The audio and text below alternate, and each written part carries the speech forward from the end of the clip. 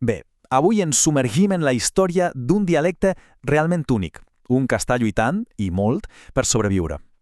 És una història que va de resiliència, d'identitat i de canvi. Vinga, som-hi. I aquesta imatge, la veritat ho diu tot, perquè, a veure, no va només de paraules o de com es conjuguen els verbs, oi? Va de molt més. Va de la lluita per la supervivència de tota una identitat cultural que corre el perill de desaparèixer. Doncs vinga, posem-li nom i cognoms a aquesta veu. Estem parlant ni més ni menys que del rossellonès, un dialecte del català molt ric, molt singular, però que ara mateix s'enfronta a uns reptes enormes.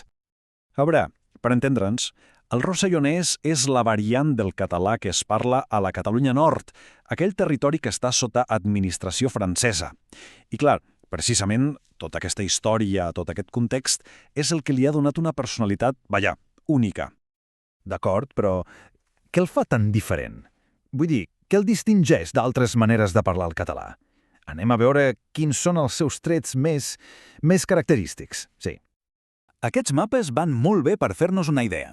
Mireu, a l'esquerra tenim el mapa general amb tots els dialectes catalans i a la dreta fem zoom. Ens centrem a la Catalunya Nord. És aquí on neix el rossellonès, concretament a les comarques del Rosselló, el Vallespir, el Conflent i el Capcir. Una de les coses que més el defineixen, sense dubte, és el vocabulari. És que hi ha paraules que només les sentireu allà, enlloc més. Mireu, anem a veure un parell d'exemples que són claríssims. Posem per cas, en el català, que la majoria coneixem, el normatiu, diem ovelles. Una paraula que, tothom entén, oi? Doncs en rossellonès, atenció, diuen fedes. És una diferència brutal i justament això demostra aquesta personalitat lèxica tan pròpia que té. Va, anem amb un altre exemple que també és molt clar. Per referir-nos al gos, doncs, diem gos, la paraula estàndard.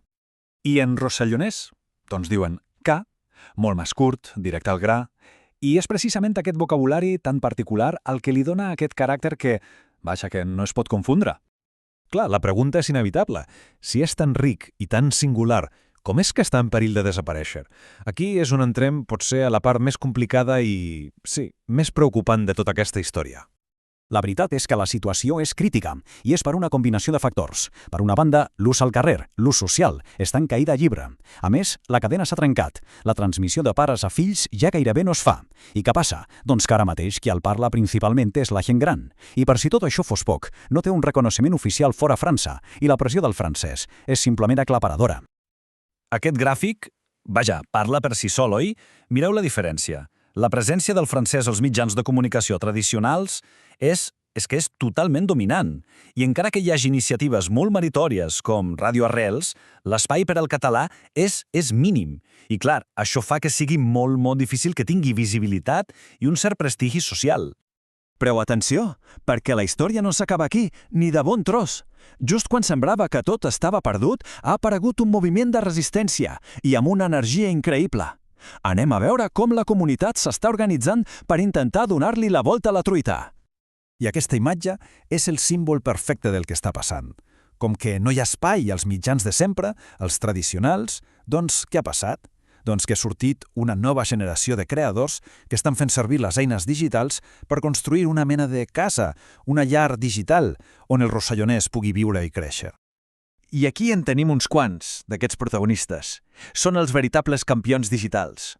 Tenim, per exemple, el llegat musical de Joan Pau Giner, que es pot trobar a YouTube i a X, o l'activisme d'Aleix Renyer, que defensa un rossellonès pur. També en Joan Lluís Lluís, que comparteix literatura, participa en debats.